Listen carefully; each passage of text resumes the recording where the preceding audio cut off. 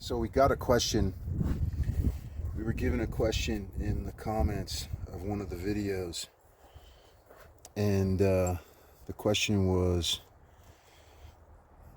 what is the condition of the gas piston cylinder?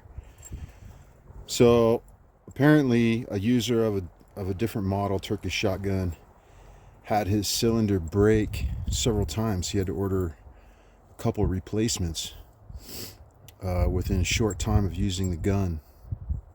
And another user who apparently had the eg200 had his gas ring crack and break. So I don't have any experience with that yet. Not yet. Gas ring appears to be good, and the cylinder appears to be in good shape. I don't see any metal shavings or chips.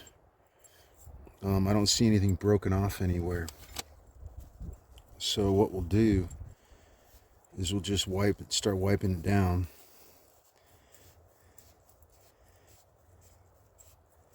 And give it a good look over.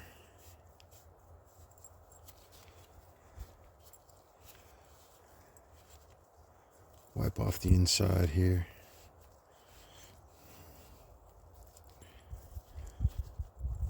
So this is after 50 rounds right here. We shot 64 rounds. 57 rounds on the last outing. And so that's what 57 rounds of fouling looks like.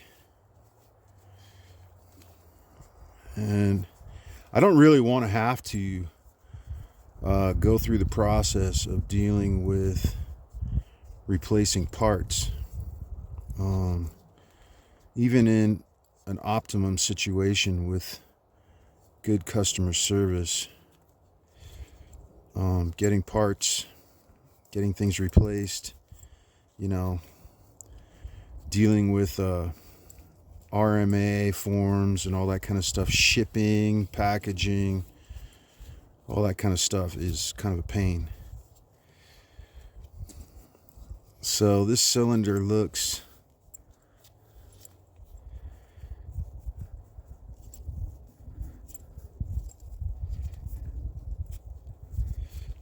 pretty good. Up here around the ring, I don't see any chipping. I don't feel any unusual wear inside here. It appears to be smooth. And the carbon buildup is just pretty thin here. You can see on the wear surfaces, there's not much carbon at all. On these other surfaces, these lower recesses, there's a little bit of carbon, but you can still see the metal machining through there. This isn't even something that I would worry about scraping the carbon off, actually. I don't think.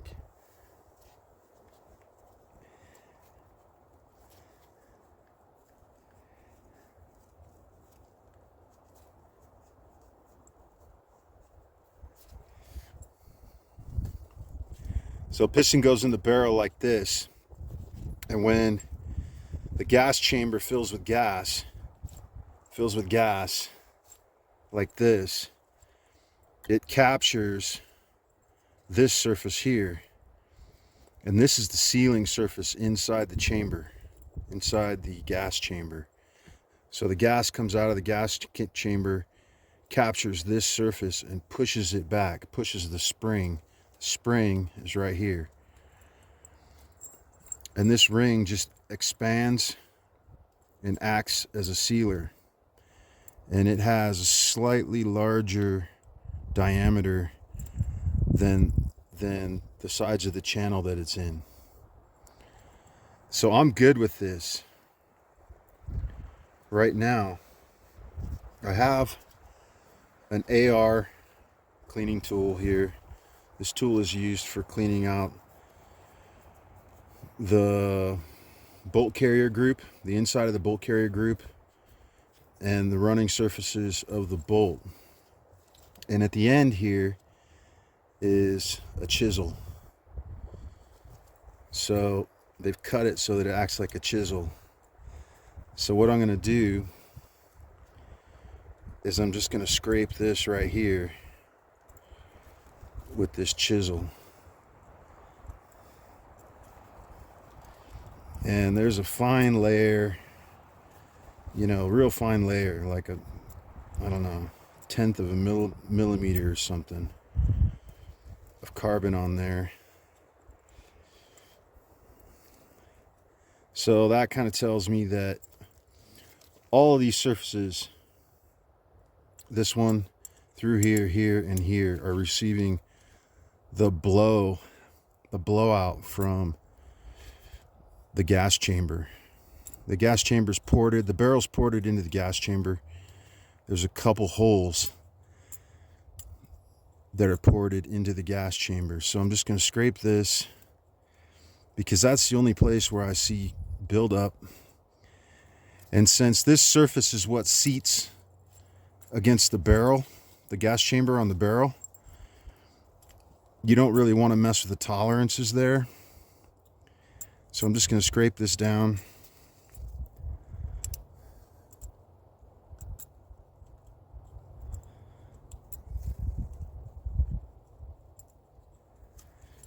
And get it relatively clean. You can feel where it catches.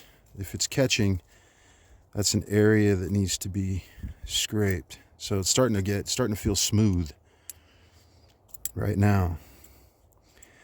But yeah, my answer is to the question about my gas piston is that I'm not really having any issues with it yet after 421 rounds. Not really having any issues.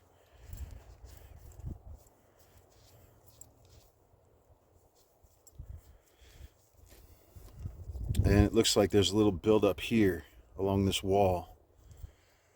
So what we'll do is we'll just run this around there too.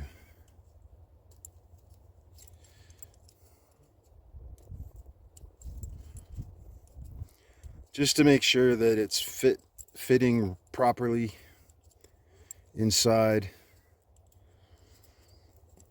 the gas chamber. These are all the exposed surfaces inside the gas chamber. So that's pretty decent. And then we'll just run a wipe around there just to get it cleaned off. So I'm pretty satisfied with that for now. Just to kind of scrape that down. Take a close look at it. There's no chipping, there's no marring. The gas ring appears to be intact without any cracking. And this looks like it's nickel plated, possibly. Maybe chrome plated. There's some sort of plating on here. It's not just bare steel. This ring anyway is definitely looking like it's plated.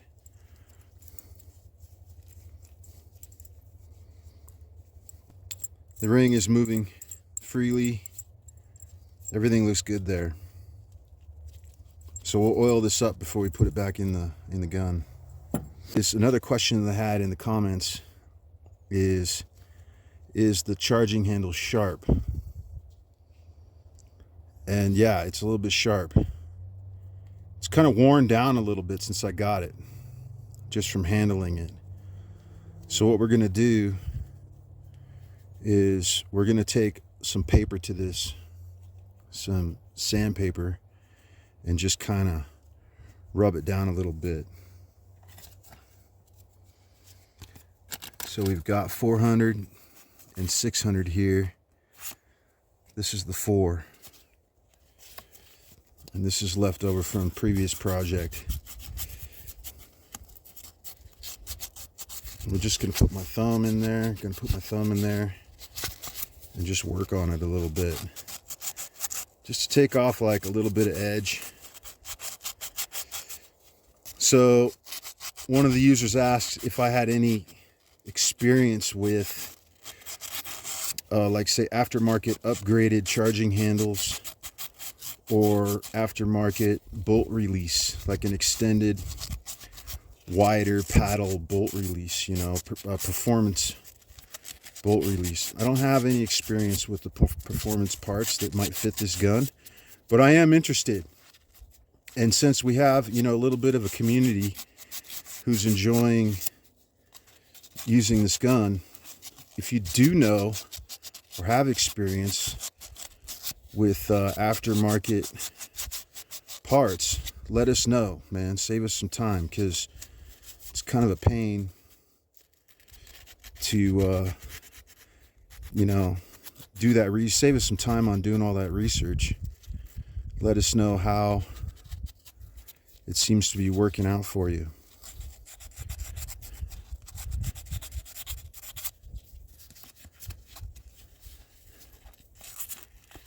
So just put my finger on there. I guess that's the way to do it right there. And then just sand it down. And this 400 grit paper is not going to take off too much metal. It's just going to kind of take off the edges. And I'm just focusing on all the corners here.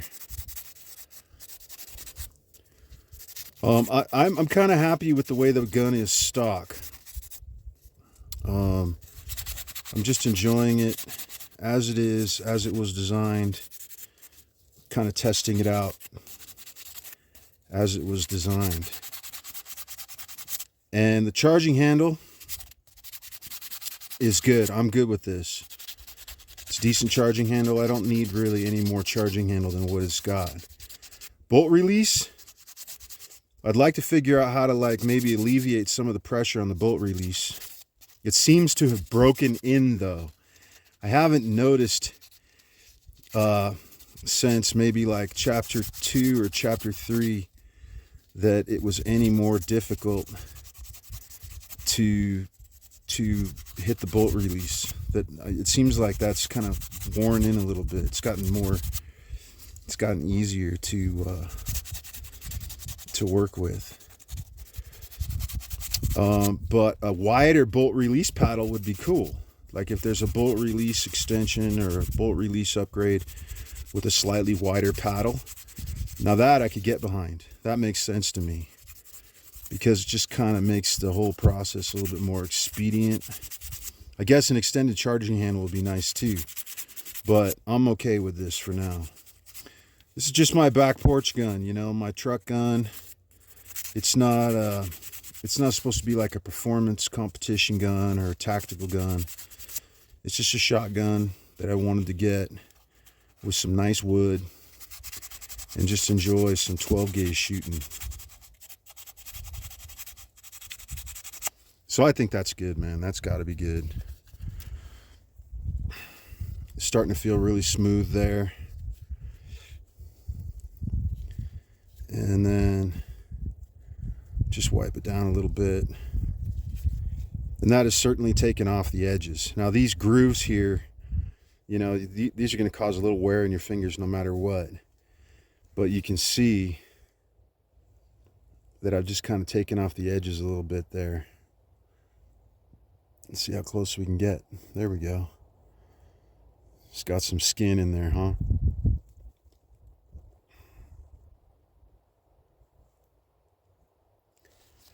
Right on.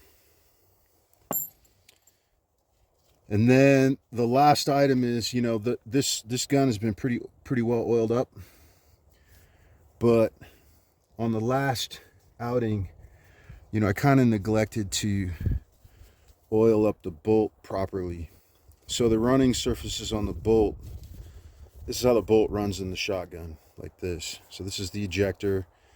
The breech is right here. Shotgun shells are coming out here. This is the top of the shotgun here.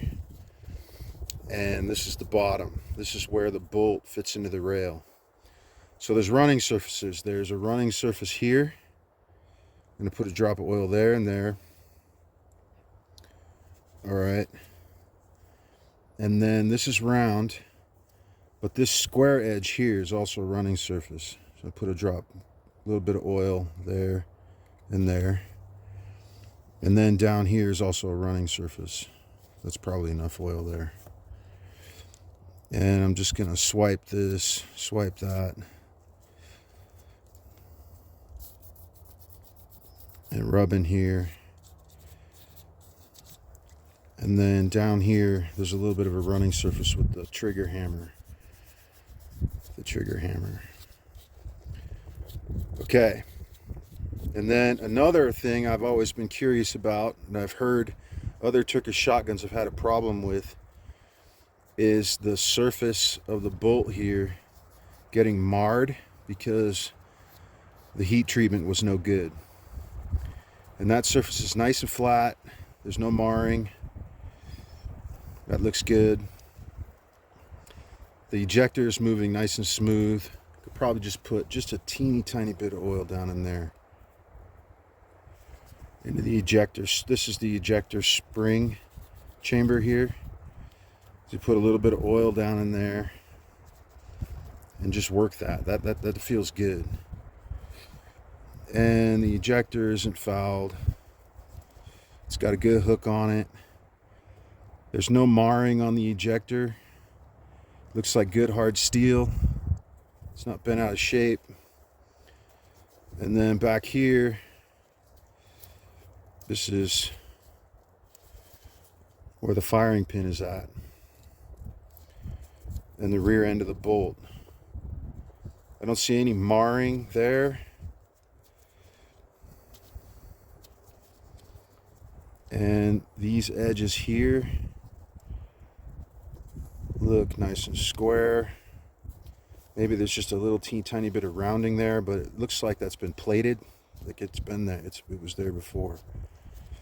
So the bolt looks solid. It looks like it's in good shape. It's had 420 rounds through it. Everything is moving and functioning, and it's been properly oiled. All right, let's wipe the fingers down here real quick.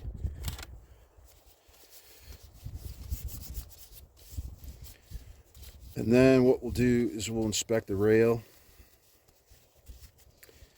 and the spring shroud. So this is the spring shroud. The spring is inside here, and this is in the shotgun oriented like this, so when the shell goes off, this comes sliding back. And we'll just look at this. This is blackened, so you can see the wear areas.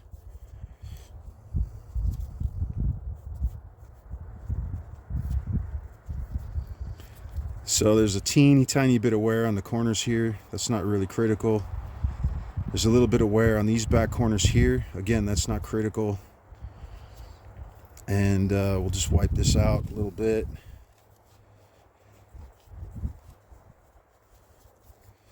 That feels nice and smooth in there. And then we'll just wipe down the front end here. Looks good. It's not cracked. There's no unnecessary wear. So the way this works is these two pieces mate together like this. So when the gas chamber receives gas, that gas expands. This is face flush against this spring shroud, and it pushes the entire mechanism backwards. Okay, and these both look really good. All right, the machining on these parts and the feel of the parts is good. I don't see any reason to suspect that Panzer is acquiring parts that haven't been well put together. Unlike there's other Turkish shotguns that just fall apart after you shoot them just a little bit. You shoot them a little bit and they're suddenly cracking and falling apart. Looks like Panzer's done a good job at securing the right parts for the gun. So the way that works is Panzer has a little discussion on classic firearms. Panzer has a representative, and they talk about how they source their parts, and they source their parts from known companies with known quality, and they use the same parts from the same companies, and they've developed a relationship with those companies. And so what they're getting is parts that they are confident are reliable. So we'll just check this out a little bit. Okay. This is the rail. So the shroud isn't, the spring shroud's in the front of the rail here. Gas goes off, pushes the rail back. This is the rail, and I'm just looking at it for any kind of unusual wear.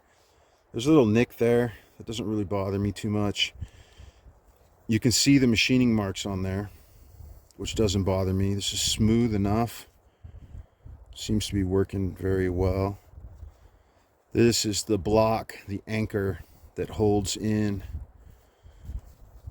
the bolt and the charging handle.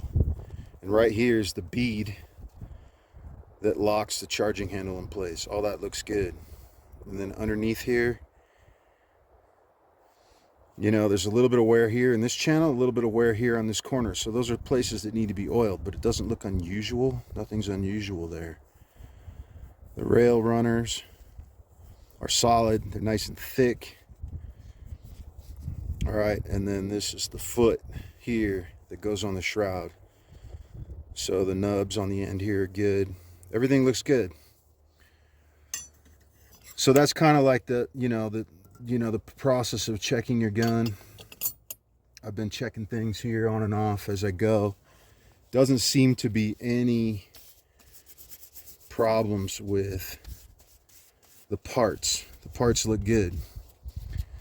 And another thing that I look at, another thing I've been looking at is down in here. Okay. There's a little bit of wear here, but I think that's a place where they ground it down. They ground off some, burrs or something there. There's a little teeny tiny bit of wear there. This is aluminum. There's a little bit of wear here on this rail, but it looks normal, I've been running AR all my life, and all of this looks like normal wear. And the rear of the gun here, you can see where the bolt slams into the rear of the receiver here.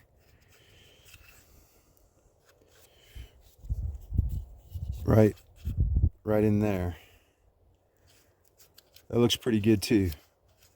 It's not cracked. Doesn't seem to be any problems with that. And the runners inside here, right there, those runners, they look good. They still got their coating on them, so that looks good. All right. And then I had a question about the trigger group.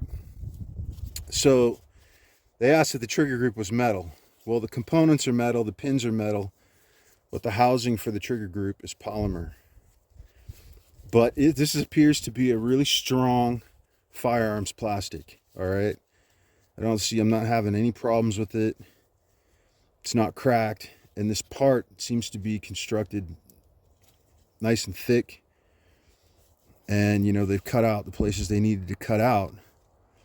But it seems to be pretty solid and robust. So there doesn't seem to be any issues there. So I don't mind that this is a plastic trigger guard, trigger group, because I'm not going into battle with this gun. And I've seen a lot of firearms parts, especially trigger components, lower stress components made out of plastic, and it's never really caused me a problem.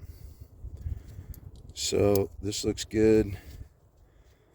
This hammer looks good. I don't see any unusual wear there. The firing hammer looks good. Maybe just a little bit hammered on, but it doesn't seem to be too soft or anything there. Seems like it's working pretty good. This is definitely a running surface right here. That's a surface that should get oil for sure. Here, should get some oil. Right on. So what I'm going to do is I'm going to, just inspect it and wipe down these parts again. And what I'm going to do is I'm going to oil everything up and reassemble the gun. And during that process,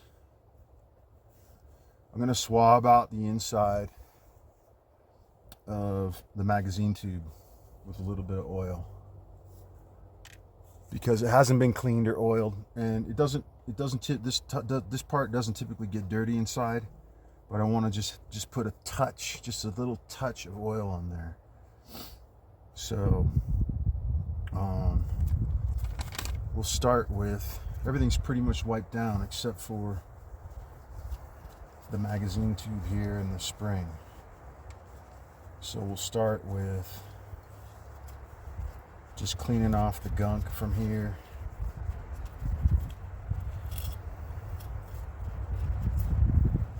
And this area right here is inside the gas chamber. And it gets built up, it's getting built up on it, right? So when we re-oil this,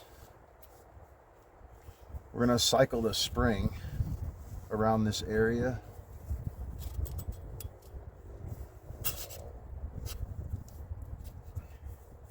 And just make sure the spring is working properly. So I'm not really going to scrape this down or buff it, scrub it, or anything like that. But once we put oil on here, I'm just going to run the spring back and forth a little bit. Actually, we can do that now. Let's just do that now, okay? Put some oil on here.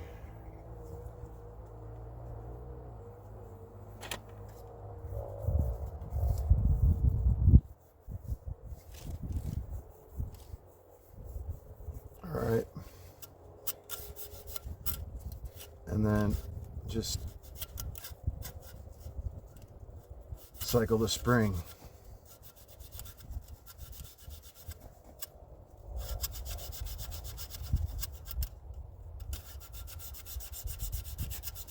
Yeah.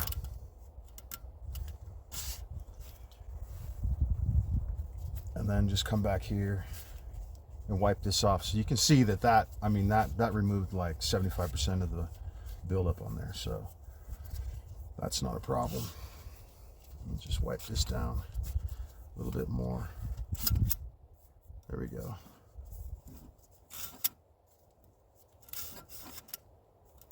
Right on. So that'll get oiled too.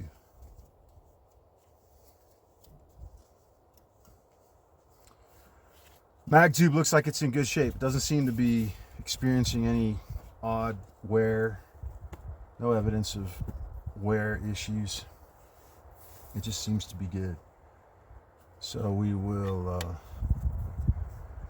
drop some oil on this. You really only need the oil below these threads here. So this threaded area is not really exposed to any working part of the gun. So the spring is moving along the shaft. That should be oiled. So we cleaned it. Now we're just going to put some oil on it. Taking care to stay away from down here, because I have a wooden forend. What happens with the forend is the grain is open here on the forend. So if you get a lot of oil on your receiver, the oil is going to soak into the grain here, and it'll discolor the wood.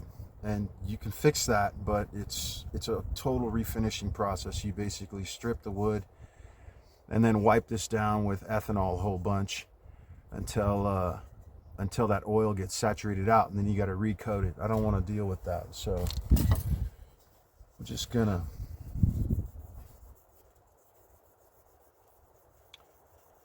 put that oil on here.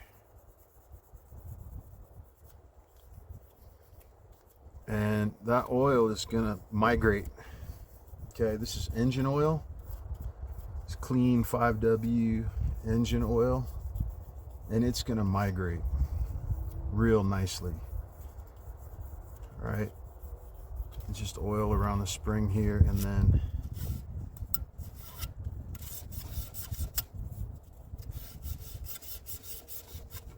move it up and down.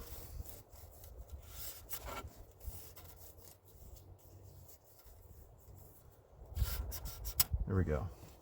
Right on. So one of the things that you can do probably is put the spring collar on here. Ah, yeah. See, that's a lot nice. That works a lot better. You just cycle that sucker. Right? That's pretty dope. And then maybe just put a little bit more oil on there, just to make sure. You know, you want to oil it sparingly, because if you got too much oil in your gun, it's just gonna get all over your wood. It's gonna become a freaking problem. Just oil that a little bit more. Okay, good to go. Since we got everything open here, we're just gonna run cloth in here, run a wipe inside the rail chamber on that side, and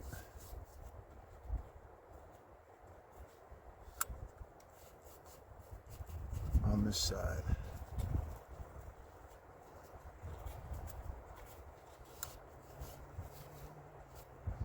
Okay, and we'll just put a little dab of oil in these rails here. 1, 2, 3,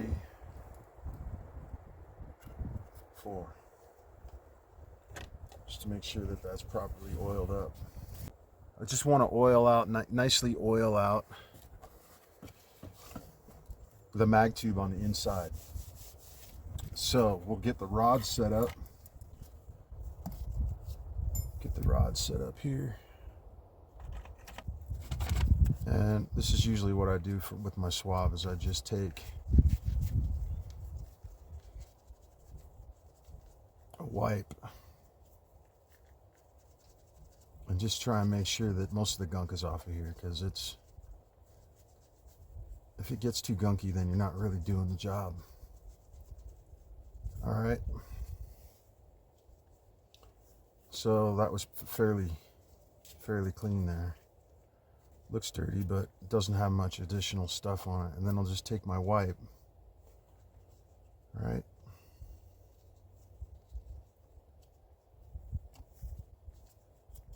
Take my wipe, put it over the end of the swab. The wipe is relatively clean, and we'll just push it through, all the way through here, like that.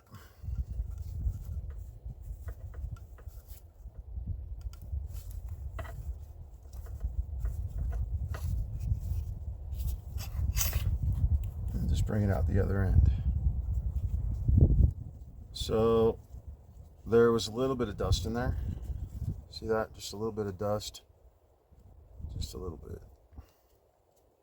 That's all you really need. We'll take a patch.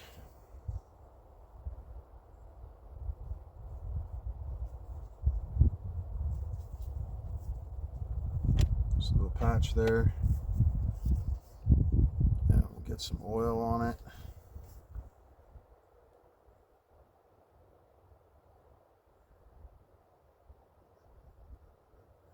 Probably all I need.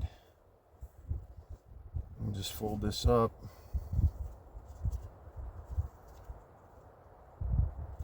Just get the oil distributed around the patch pretty good.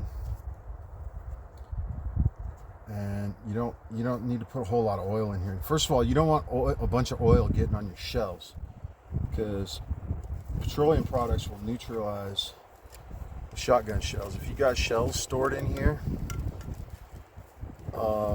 you know, those petroleum products will migrate over time and can foul up your primers and can harm your powder. I don't think that happens very often, but there have been cases in the past where people have just like sprayed down their guns with petroleum, you know, overdone it, and it caused their ammunition to malfunction, not fire properly. So that's oiled. That's got a decent layer of oil in it, not too much, just a little bit, and we'll reassemble the gun. So let's see here. The bolt has been oiled. The mag tube is cleaned and oiled. We're not worried about the chamber right now. The trigger group's been inspected. We're gonna put just a drop on here. Right, a little bit here, a little bit up here. That's good. That's good. So these are the running surfaces. You don't need much. And that'll be the first thing we put back in the gun, is a trigger group.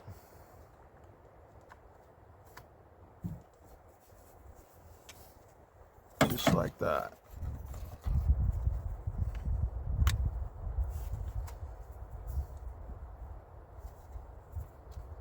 And sometimes you need a hammer, you know. There we go.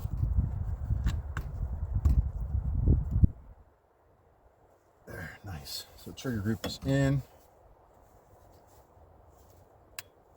Safety's on. Okay, what else we got here? Then we're going to install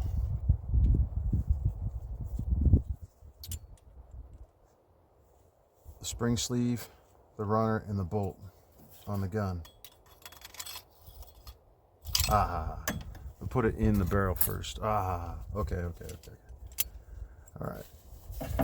We will install the newly cleaned gas cylinder. That seems to be moving well. Then we will install the spring sleeve, the runners, and the bolt into the gun here.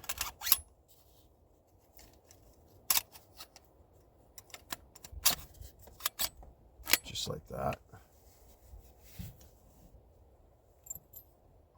And the trigger group is in, so we can charge this back. There we go. And we can put in the charging handle. Charging handle has a little divot underneath here. There's a cutout and a divot, and that's where it rolls over that bead, that locking bead.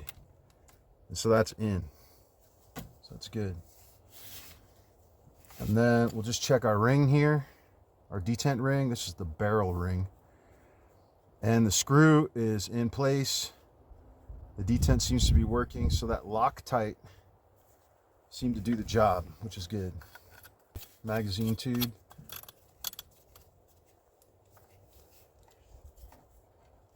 All right. And then we can release this. Test functioning. Seems to be good. All right. Let's make sure that's tight. That's good. So we cleaned the barrel in the last shoot, and it was just 50 rounds, 57 rounds or something that we put through there. So I'm not worried about the barrel right now. I'd be kind of surprised if during the next shoot we have an issue with the barrel. And I will put this all back together eventually. But what I wanted to do was talk about the exciting thing that we got going on here, which is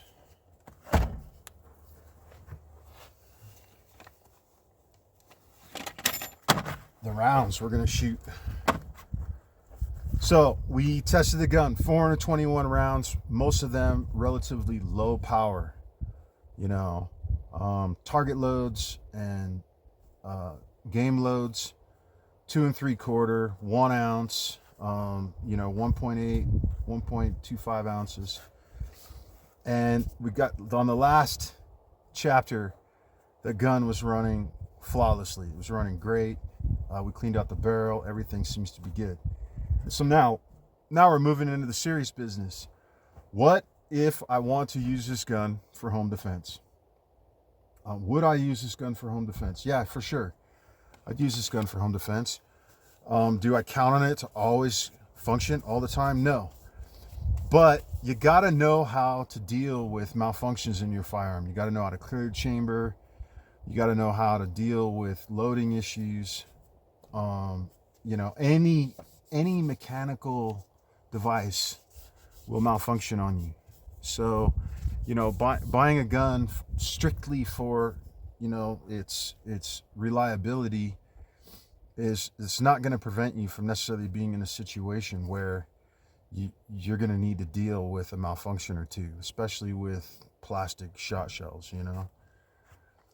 So but what we got is we got Buckshot, a whole bunch of Buckshot. It's all Buckshot. Spent some decent money on Buckshot. So this is single-aught Buck. This is the Aguila high velocity 1275. It's 1 3/8, so it's just under 1.5, and it's single-aught Buck. Looks like there's 39 pellets in there.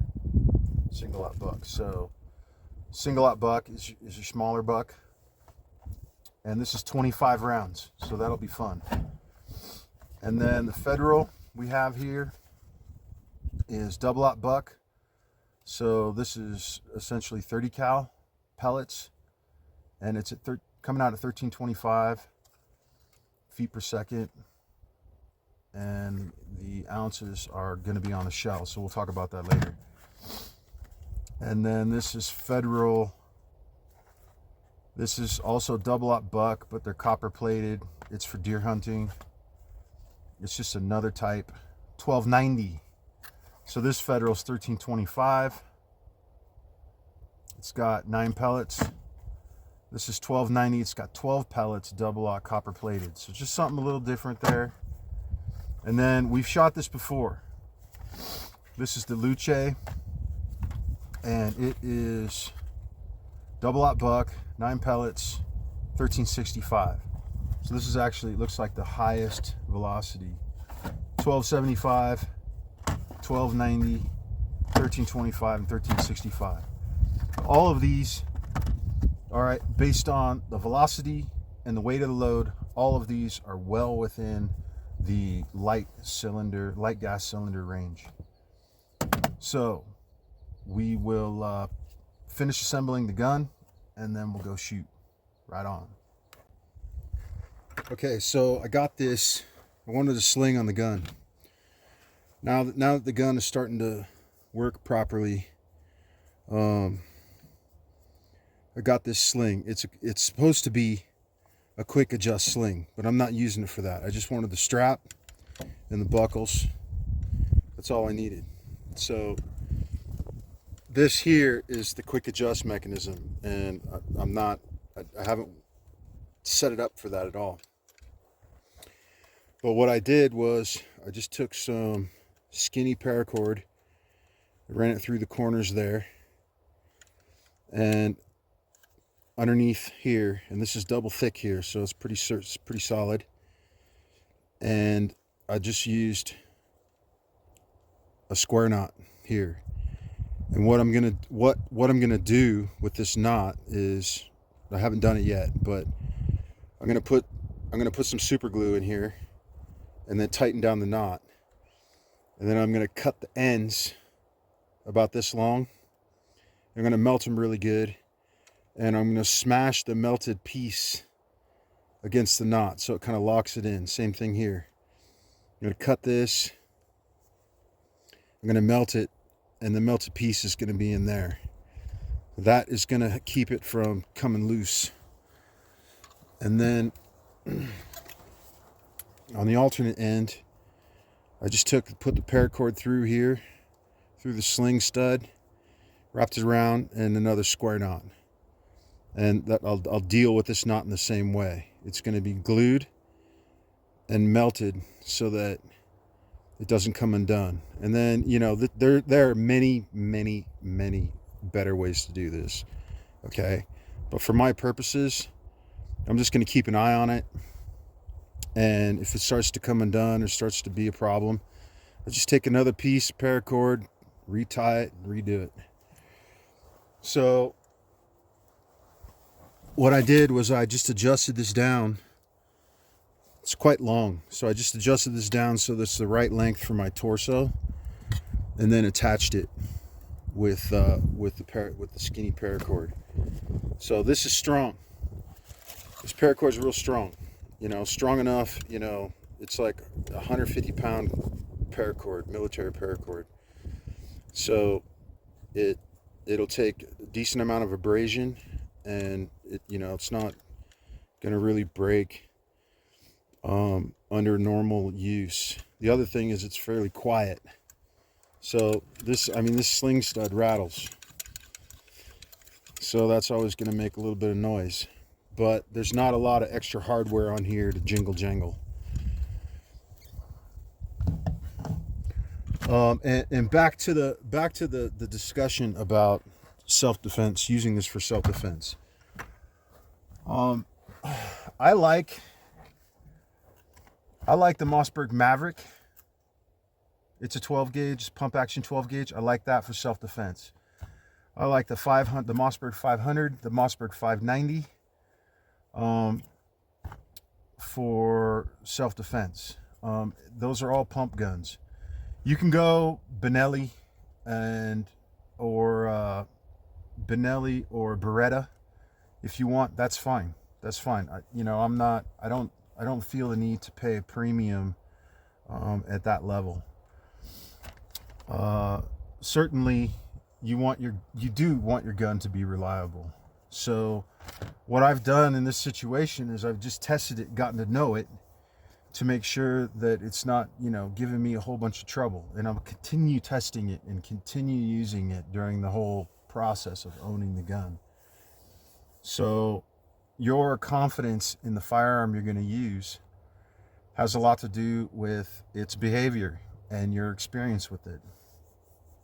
At this point, if it shoots all this buckshot really nicely tomorrow, then yeah, I won't have a problem, keeping this around the house and using it for self-defense.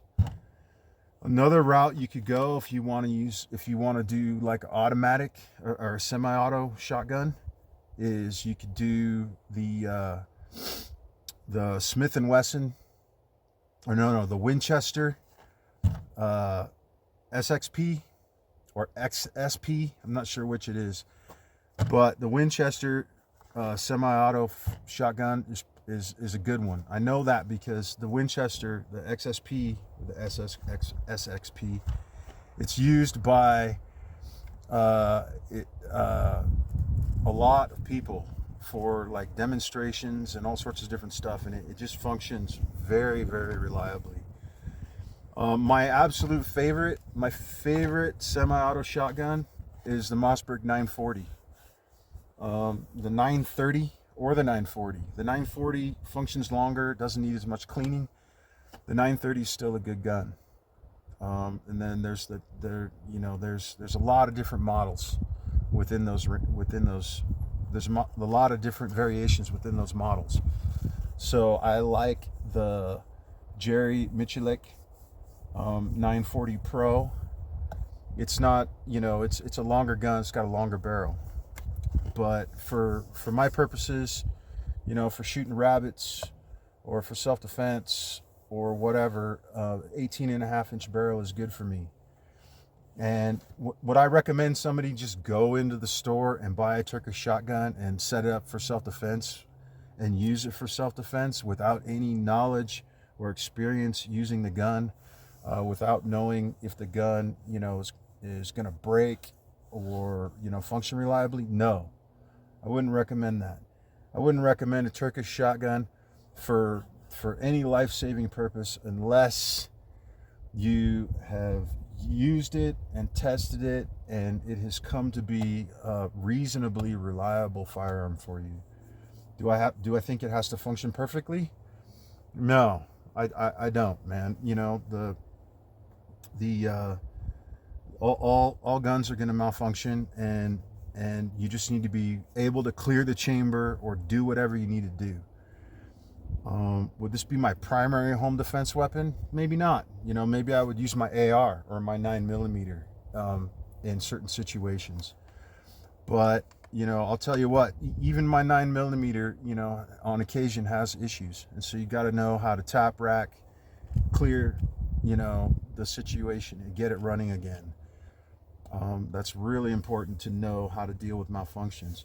My AR is a Daniel Defense, and I've got thousands of rounds through it, probably 5,000-6,000 rounds through it, and I've never ever had it malfunction, except when I was messing around with the gas adjustment. It's got an adjustable gas block, you know. There's some malfunctions there when you're dialing in your gas. I've had it malfunction when it was extremely dirty, you know, like I didn't clean it for an entire year or something, and it started to malfunction.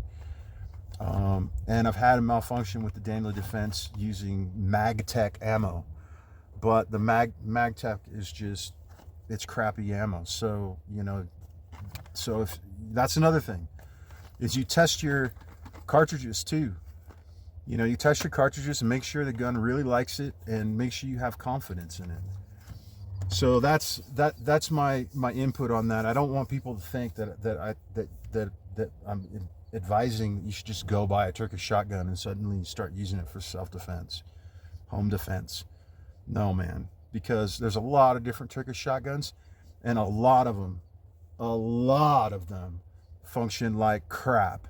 They break, they don't work right, they don't cycle right, they just function like crap. I bought the Panzer because Panzer's actually developed a better reputation for their firearms. It's not a perfect reputation, but they seem to have some more checks and balances in the process of putting their firearms together, acquiring the parts for their firearms and putting them together. And so that's why I got the Panzer, because I wanted to start out with some good working material. So anyway, let's get shooting. All right, everybody. Starting out with the Aguila high velocity 1275 1 3/8. It's a single out buck. A little bit windy. I had to wait for the wind before I got started, man. You know, it just wouldn't be the same without the wind. And we're shooting 8s right now. So apparently, lubing up the mag tube has allowed the spring to do its job better.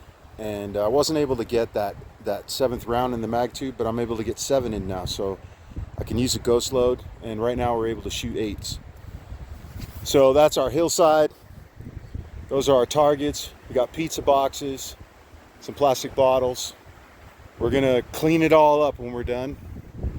And I didn't eat all that pizza at once.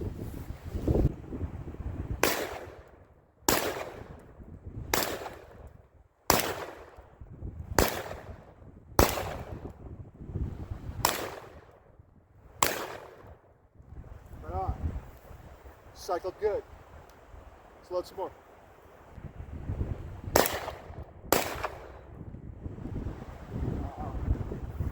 Got a bobble.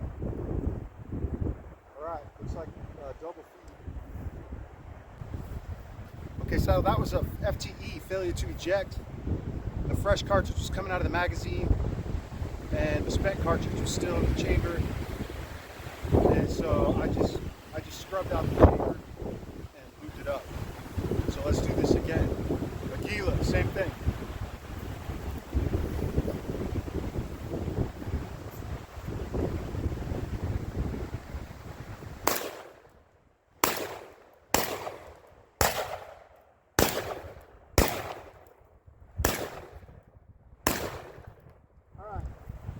That's 8.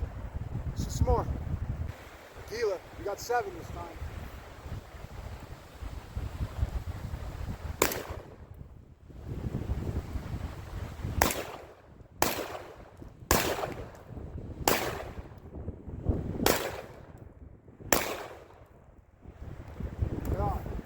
All clear. So apparently the chamber needs to be cleaned. All right, we got Federal. It's 1325 double aught buck. It's like 1.5 ounce. Let's do this. 5, shoot 5.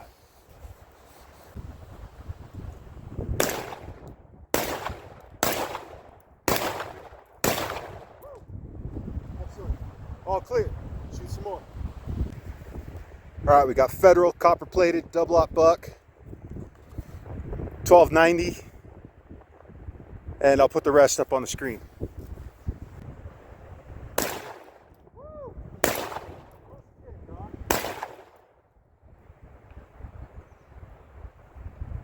Oh, mean deal. Got a cartridge bobble on there, right? Even after it's shaved down. It's almost clear, but not quite. All right, let's keep shooting.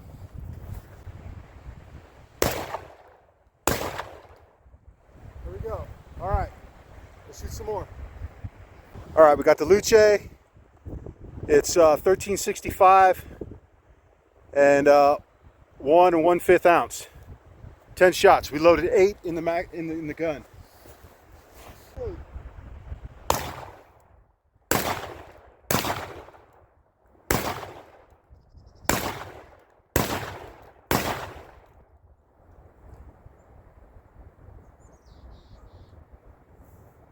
Actually, I guess that was 7.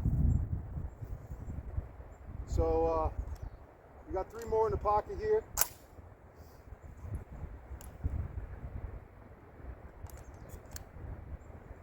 One in the chamber, 2 in the magazine. Here we go. This will be the end of the rounds today.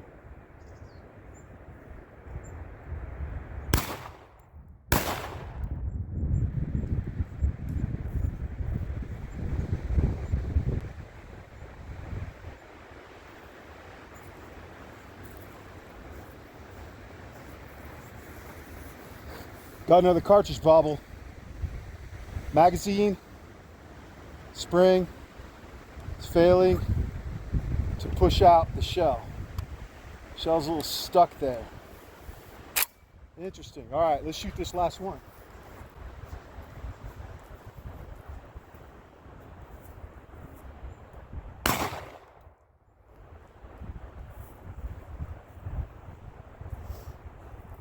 Right on.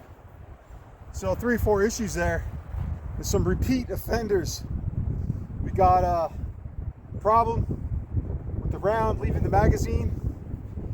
We got a problem with the round hitting the tip of the lifter. And then of course we had a FTE issue too, which was, I think was clearly that the chamber just needed to be cleaned and oiled. All right, time to clean up. We'll chat later. Buckshot.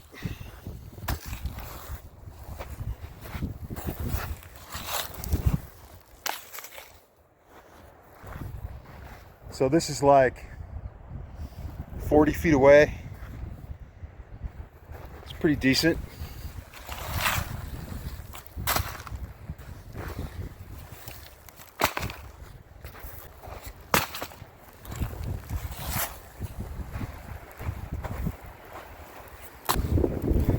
Looks like it's hitting the mark, man. You know? Even this one is about 50 feet away. It's a pretty good spread.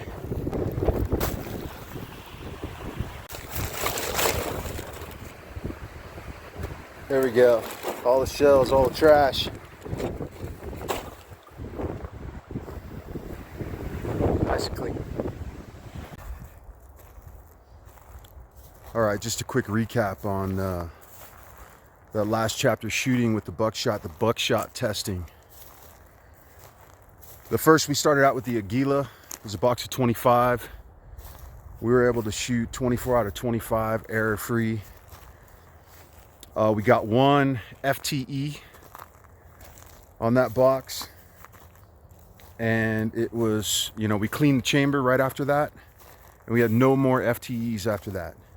So I'm going to chalk that up to dirty chamber. You know, it's quite dusty. It's dusty and windy out there. And so, you know, maybe there was something in the chamber.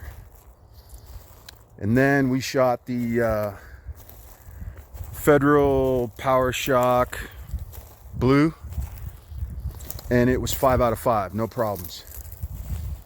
And then we shot the Federal Copper, the deer hunting round, and that was 4 out of 5. We had one end-on lifter error.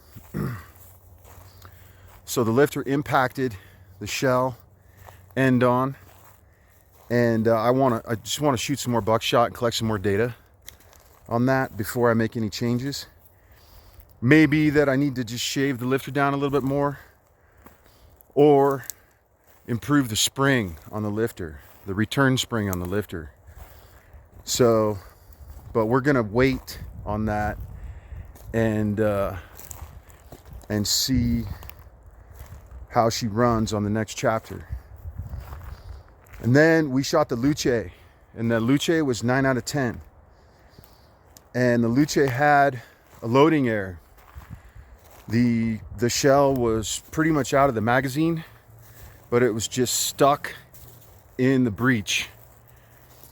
And it was stuck pretty tight. So I don't know if that was the angle of the dangle or what. Next time that happens, I'm gonna investigate it much more carefully.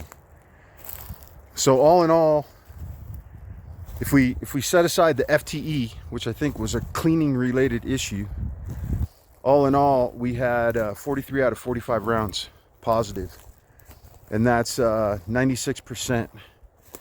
So I was hoping for a little bit better than that, but I'm still pretty satisfied with that at this point. And what we're gonna need to do is to shoot some more buckshot. So that's all I have for now. And I'm initially I was disappointed, but after reviewing the video footage and considering the errors, I'm still okay with where we're at. And you know, the shotgun didn't break, and it didn't have an excessive amount of malfunctions. So one thing to consider is the buckshot is there's much more recoil, there's much more kinetic energy shooting those buckshots compared to shooting the game loads and the target loads. And so there's a lot more energy in the gun. There's a lot more possibility for things to go wrong. Another thing to consider, and I'm not making any excuses, but the area where I'm shooting is super windy and dusty. It's kind of like the curse of the desert. So when I go out, I get dust and grit on everything. And so it's getting in the shotgun too. And you know, in a sandy, dusty, gritty environment like that, you know, you got to clean more often. You got to make sure that things are cleared out. So I'm still pretty satisfied with where we're at. And I'm looking forward to the next chapter. We're going to shoot some more buckshot. We're going to do a lot more buckshot shooting. So that's all I have for now. But I just want to encourage my fellow Americans to resist the Ponzi scheme. Stay free. Work hard. Take care of your families. Love your God. This is the Owl, signing off.